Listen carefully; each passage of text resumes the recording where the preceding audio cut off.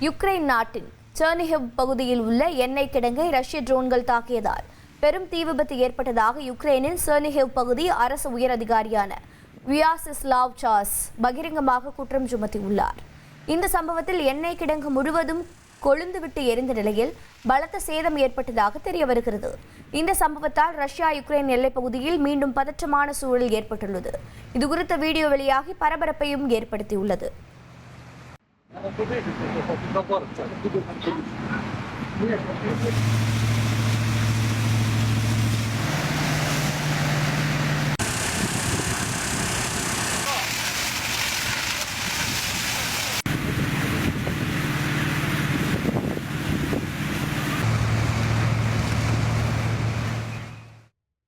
Brazil நாட்டின் மனாஸ் பகுதி அருகே உள்ள நீக்ரோ என்ற நதியில் உயிருக்கு போராடி கொண்டிருந்த ஆண் சிறுத்தை நீண்ட போராட்டத்திற்கு பிறகு பத்திரமாக மீட்கப்பட்டது.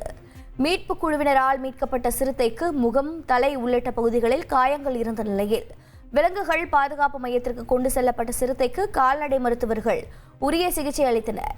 இதையடுத்து மிருக காட்சி சாலைக்கு மாற்றப்பட்ட சிறுத்தையை கால்நடை மருத்துவர்கள் உள்ளிட்டோர் பராமரித்து வருகின்றனர். ஆஸ்திரேலிய கிரிக்கெட் அணி கேப்டன் கமின்ஸ் வரும் ஆஷஸ் தொடரின் முதல் டெஸ்ட் போட்டியில் களமிறங்க மாட்டார் என தகவல் வெளியாகியுள்ளது. காயம் காரணமாக ஓய்வில் இருந்த அவர் இன்னும் முழுமையாக குணமடையாததால் தொடர்ந்து ஓய்வெடுக்குமாறு மருத்துவர்கள் அறிவுறுத்தியுள்ளனர். கமின்ஸ் பங்கேற்காததால் ஆஸ்திரேலிய அணியின் பந்துவீச்சு வரிசை மற்றும் கேப்டன்சியில் சவால்கள் எழ வாய்ப்புள்ளது. அவருக்கு பதிலாக துணை கேப்டன் ஸ்டீவ் ஸ்மித் அணியை வழிநடத்துவார் என எதிர்பார்க்கப்படுகிறது.